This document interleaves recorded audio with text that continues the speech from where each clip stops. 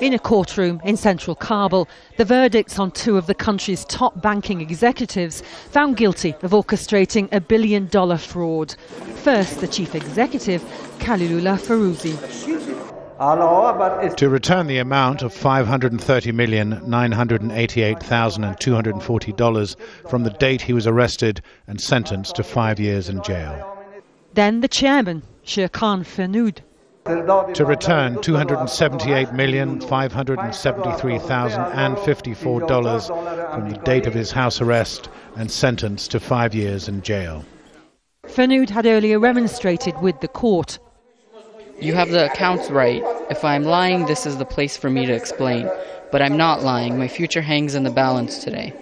But the judges weren't swayed. His CEO dismissed the legitimacy of the tribunal, confident the verdict will be quashed as appeal. This was the preliminary court hearing, and I don't accept it. It's not good. Everyone knows who took a loan and who took the money. As ordinary Afghans deposited their money into the country's biggest bank, the bosses were agreeing huge loans at 0% interest and no payback plan to some of the country's most powerful figures.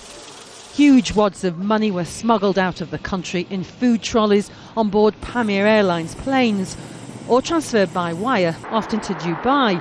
The chairman invested $150 million into property there that will now be commandeered by the court. But one man not in court today was President Karzai's brother, one of the bank's major shareholders. When the fraud was first exposed, he told Al Jazeera that it wasn't a fatal blow. But Kabul Bank is not a failed bank. It will survive and revive.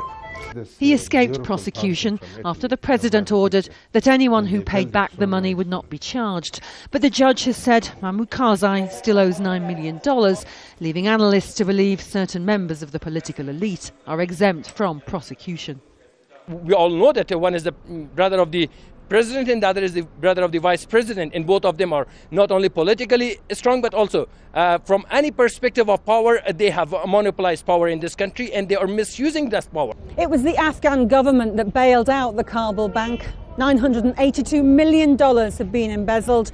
Just $235 million has so far been recovered, leaving the state and the Afghan people $747 million out of pocket. A staggering figure when the average wage here in Afghanistan is just $500 a year. Sue Turton, Al Jazeera, Kabul.